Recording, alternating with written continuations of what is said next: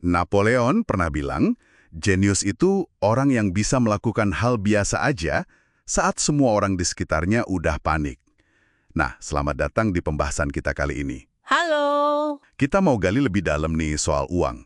Inspirasinya dari buku The Psychology of Money. Oke. Fokusnya bukan angka ya, tapi lebih ke, perilaku kita.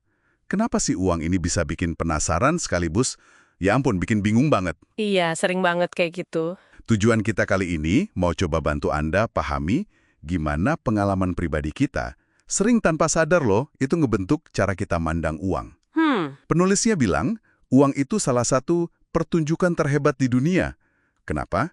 Karena lewat uang, sifat asli manusia itu kelihatan jelas banget. Menarik, pertunjukan terhebat di dunia. Kita mulai dari cerita kontras yang, bikin mikir.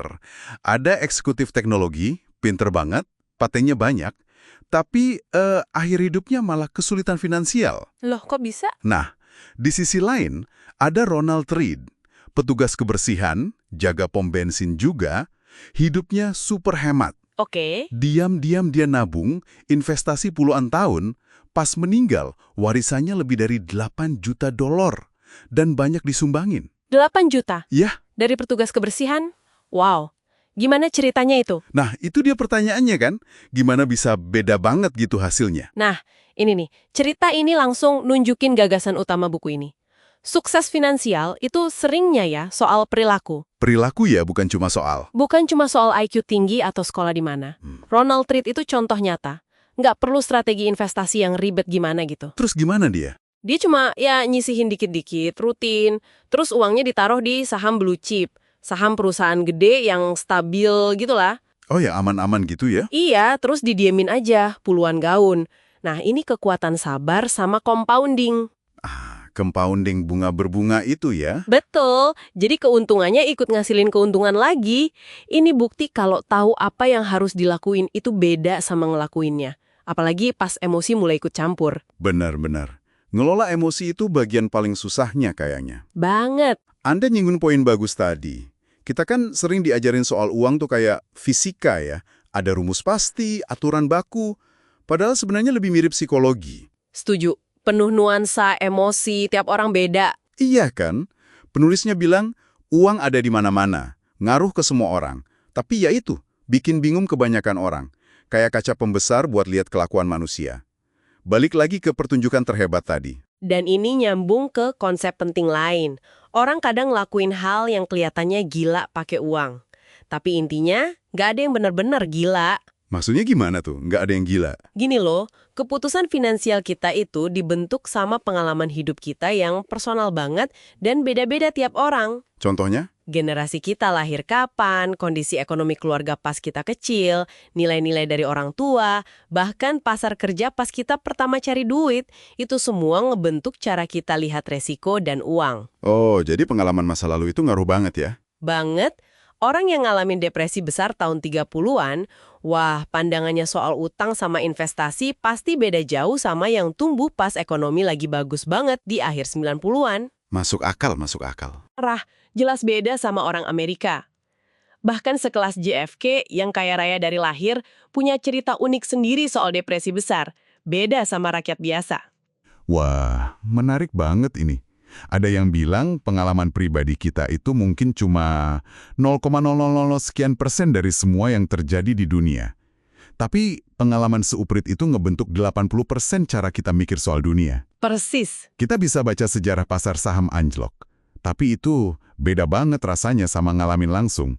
Ketakutan, ketidakpastiannya itu, bekas luka emosinya itu nyata. Dan itu ngebentuk keputusan kita ke depan kan? Tepat. Ngebentuk banget. Ada studi bagus dari Malmendier dan Nagel. Mereka nemuin kalau keinginan investor buat ambil resiko itu sangat tergantung sama sejarah pribadi mereka. Kapan dan di mana lahir itu ngaruh, bukan cuma soal pintar atau belajar finansial. Oh iya? Iya, contoh gampang soal inflasi. Orang yang lahir tahun 60-an ngalamin harga-harga naik gila-gilaan pas muda, pasti lebih sensitif soal inflasi dibanding yang lahir tahun 90-an pas inflasi lagi adem ayem. Beda banget pasti perspektifnya ya. Jelas beda. Dan kalau kita paham ini, kita jadi bisa lihat keputusan finansial orang lain dari sudut pandang beda, bahkan yang awalnya kayak nggak masuk akal. Contohnya apa tuh? Misalnya, orang yang penghasilannya mungkin pas-pasan, tapi kok sering beli tiket lotre. Ah, iya, sering lihat itu. Dari luar kan kayak, ngapain sih buang-buang duit? Tapi coba deh kita mikir dari kacamata mereka.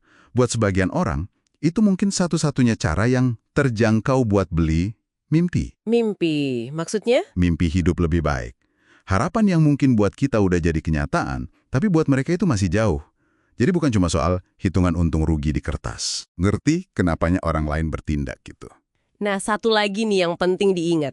Soal keuangan modern ini, kita semua itu sebenarnya bisa dibilang masih pemula loh. Pemula gimana maksudnya? Banyak konsep finansial yang sekarang kita anggap biasa, itu umurnya relatif masih muda. Oh iya, contohnya? Hak pensiun yang layak aja baru umum sekitar tahun 80-an. Terus program tabungan pensiun kayak 401k di Amerika itu baru ada sejak 1978.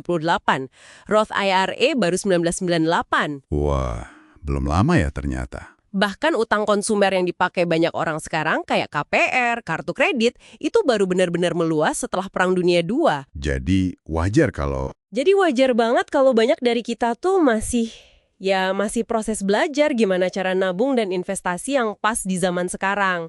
Kita semua masih adaptasi lah. Oke. Jadi kalau kita rangkum sedikit nih ya. Pertama, perilaku itu sering lebih nentuin soal uang daripada sekedar pintar. Betul. Kedua, pengalaman pribadi kita itu jadi kacamata utama, meskipun ya terbatas banget cakupannya.